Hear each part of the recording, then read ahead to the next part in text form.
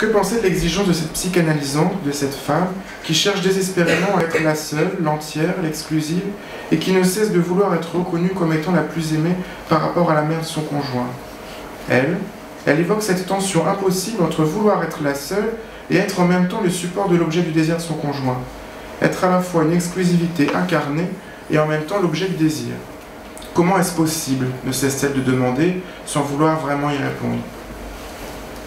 Alors il y a ceux qui passent leur existence à tenter de conjoindre amour et désir sans jamais y parvenir. Il peut aussi y avoir ces êtres qui ne peuvent accéder à la vie sexuelle qu'à la condition qu'elle soit soutenue par une passion amoureuse impossible. Impossible pour ceux qui considèrent que l'amour c'est une histoire d'unité.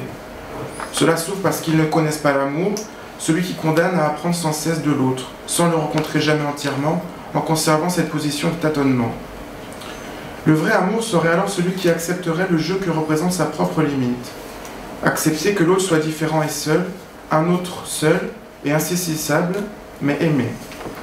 Un amour qui n'unifie pas mais qui subjective davantage en maintenant du deux. Voilà sûrement ce que cherchent à éviter ceux qui, comme cette psychanalysante, se persuadent qu'à eux seuls ils sont complets, qu'ils n'ont pas besoin des autres.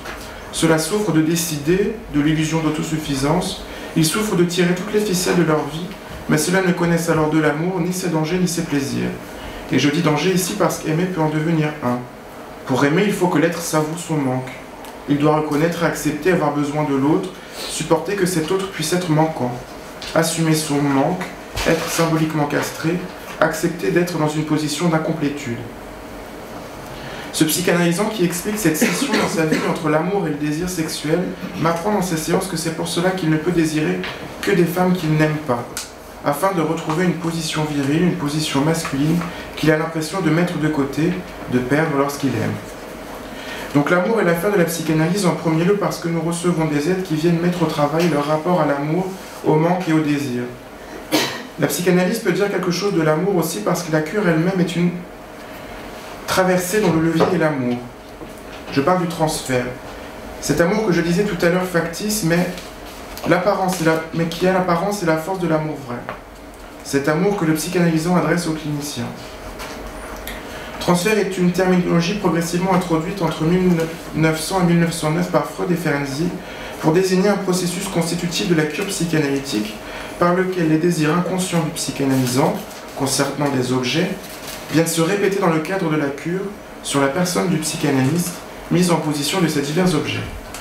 Plus précisément, c'est dans la lettre à Fliss numéro 242 du 16 avril 1900 que Freud mentionne pour la première fois le rôle du transfert dans la psychanalyse. Je commence à comprendre que le caractère apparemment sans fin de la cure est quelque chose de régulier et qui dépend du transfert, dit-il. Freud fait l'expérience de ce transfert dans le cas de Dora. Il constate que le psychanalysant adresse une demande d'amour au psychanalyste et que le fait de ne pas y céder déclenche ce qu'il appelle un transfert négatif. Il dira à ce propos dans la postface de fragments d'une analyse d'hystérie, le transfert, qui est destiné à être le plus grand obstacle à la psychanalyse, devient son plus puissant auxiliaire si on réussit à le deviner chaque fois. Dans le cas de Dora, Freud dit ne pas avoir réussi à se rendre maître à temps du transfert. Et il donne dans ce texte la définition suivante du transfert comme étant des rééditions, des reproductions de motions et fantaisies appelées à être réveillées et rendues conscientes tandis que la psychanalyse avance, s'accompagnement d'un remplacement d'une personne antérieure par la personne du médecin. Freud fait du transfert un élément constitutif et indispensable à la psychanalyse en disant ceci, en contribution à l'histoire du mouvement psychanalytique. Toute orientation de recherche qui reconnaît ces deux faits, il parle du transfert et de la résistance, et les prend comme point de départ de son travail, a le droit de s'appeler psychanalyse, même si elle aboutit à d'autres résultats que les miens. Mais celui qui s'attache à d'autres aspects du problème et s'écarte de ces deux présupposés échappera difficilement aux reproches d'atteinte à la propriété par tentative de contrefaçon s'il persiste à s'appeler psychanalyste. Contrairement à Freud, l'amour de transfert n'est pas uniquement la répétition ou la réactualisation d'émotions affectives éprouvées pendant l'enfance dans le cadre de la cure. Il propose en effet de considérer le transfert comme un amour authentique et entier, dont l'issue est directement déterminée par la position qu'occupe le clinicien. Lacan apporte de nouvelles perspectives à partir de son séminaire consacré à l'identification. Il explique que finalement le transfert est lié au fait que le psychanalysant installe le psychanalyste dans la position de sujet supposé savoir. évoquant l'idée qu'au départ, l'être aime la personne qui répond à la question du « qui suis-je ». Et je vous invite à ce propos à prendre connaissance du dernier colloque intitulé « L'ignorance ou le savoir inconscient ». C'est cela la mécanique de base du transfert pour Lacan. Aimer celui dont on pense qu'il sait notre propre vérité. L'aimer vraiment parce qu'on croit qu'en l'aimant on obtiendra un savoir sur soi-même. L'aimer en imaginant que cette vérité sera douce, plaisante, alors qu'en fait elle est insupportable et qu'elle est le noyau explicatif de l'organisation symptomatologique qui fait souffrir et qui pousse l'être à appeler le psychanalyste. En 1964, le transfert devient l'un des 4 concepts fondamentaux de la psychanalyse avec l'inconscient, la répétition et la pulsion dans la théorie lacanienne. Le transfert devient alors la scène à partir de laquelle l'inconscient s'acte et se montre.